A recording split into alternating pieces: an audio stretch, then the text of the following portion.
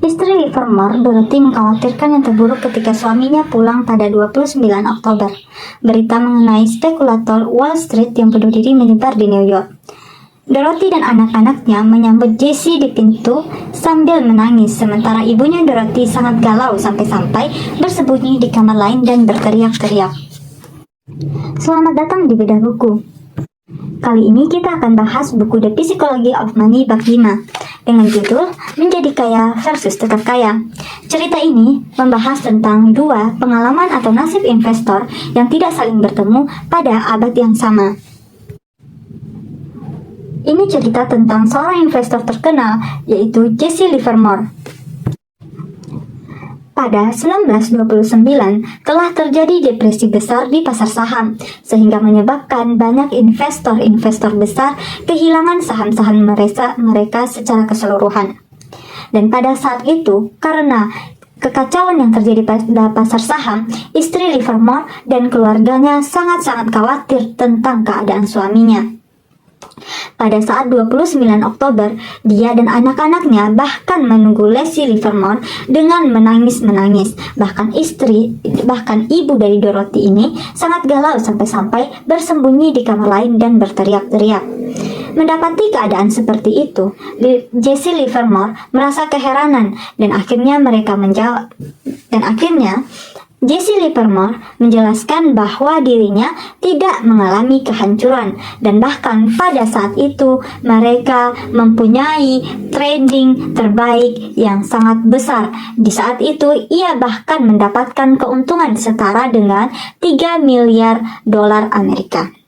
Kemudian cerita berpindah pada tahun yang sama, yaitu pada 1929, seorang investor besar juga yang bernama Abraham Germansky mengalami kehancuran yang besar pada depresi saham tersebut. Pada tahun itu, Abraham sangat-sangat bangkrut dan bahkan ia kehilangan semua asetnya. Cerita berlanjut ke 4 tahun setelahnya. Ternyata Livermore sangat percaya diri membuat taruhan yang semakin lama semakin besar. Dia akhirnya kebablasan dan berulang kali makin besar dan akhirnya kehilangan segalanya di bursa saham. Akhirnya Jesse Livermore yang pernah mengalami keuntungan yang luar biasa pada 1929 mengalami kehancuran pada 1933 dan ia pun berakhir dengan bunuh diri. Dari dua kisah ini kita mengetahui bahwa keberhasilan keuangan terdapat pada satu kata saja, yaitu bertahan. Di sini kita dapat mengetahui bahwa mendapatkan uang dan menyimpan uang adalah dua keahlian yang berbeda. Ketika kita mendapatkan uang, hal yang perlu kita ambil adalah bagaimana cara mengambil keputusan dengan mempertimbangkan risiko, sikap optimis, dan tampil di luar. Namun, ketika kita menyimpan uang, kita membutuhkan kebalikan pengambilan risiko, yaitu yang kita butuhkan adalah kerendahan hati dan rasa takut kehilangan apa yang telah kita dapatkan dengan cepat tersebut. Di dalam keberhasilan yang telah kita dapatkan dari sebuah keberuntungan, kita harus berpikir bahwa semua hal itu tidak akan bisa terulang kembali secara terus-menerus. Itu sebabnya kita harus menahan atau mempertahankan keuangan kita yang ada pada saat ini. Seperti pada kasus Jesse, dia merasa keputusan yang dia ambil pada 1929 merupakan keahliannya saja, dan pada akhirnya dia kebablasan dengan menaruhkan jumlah yang besar dan akhirnya Jesse dan keluarganya kehilangan semua sahamnya di bursa efek. Di sini kita mengetahui bahwa kita tak perlu mempertaruhkan sesuatu yang besar untuk sesuatu yang belum tentu dan bahkan mungkin tidak sebanding dengan sesuatu yang telah kita miliki. Kita bisa kembali kepada kisah Buffett, seorang investor yang berhasil di masa tuanya. Nah, kita tidak bisa melihat secara bertahun-tahun mencari tahu bagaimana Buffett ini mencari atau mencapai hasil investasinya. Tapi kita bisa mengetahui bahwa dia tak berutang berlebihan, dia tak panik dan menjual selama 14 resesi yang dia lalui sepanjang hidup.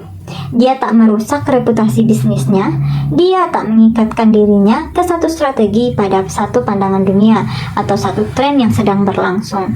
Dia tak mengandalkan uang orang lain, dia tak menghabiskan semua energinya sehingga seharusnya dia tak berhenti atau pensiun.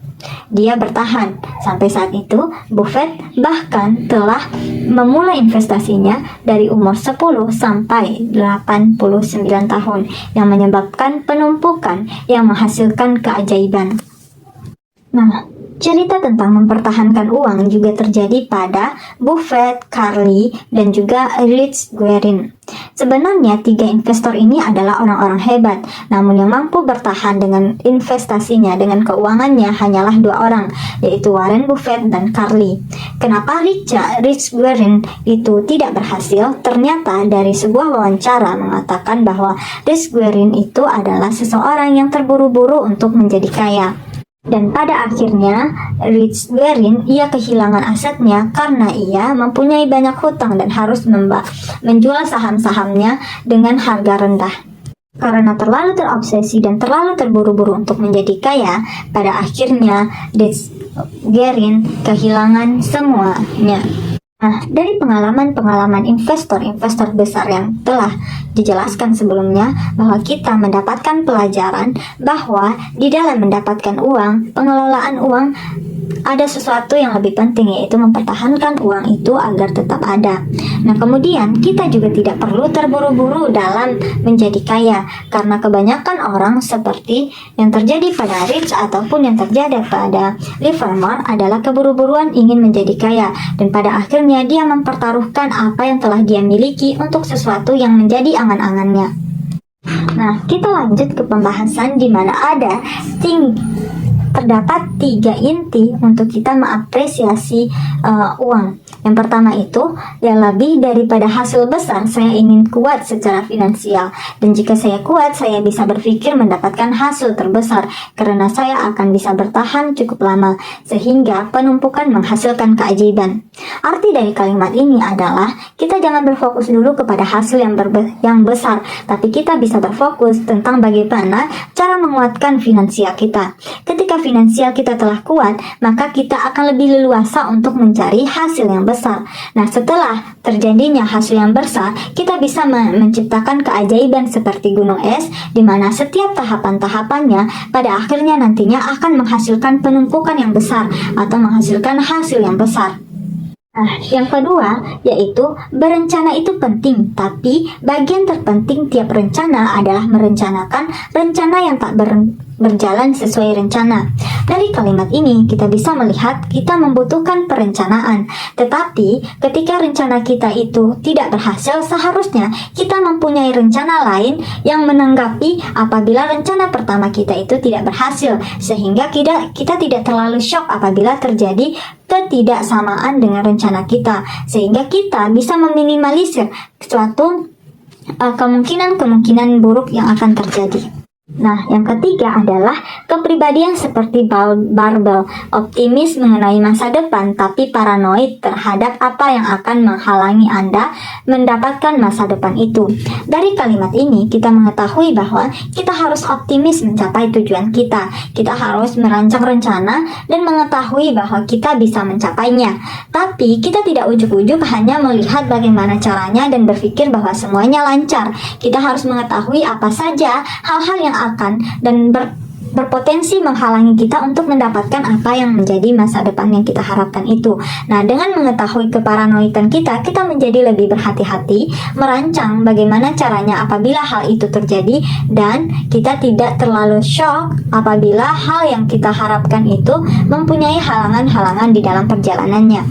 Sekian dari pembahasan bab 5, di mana kita mengetahui bahwa mendapatkan uang itu adalah sesuatu yang berbeda dengan mempertahankan uang.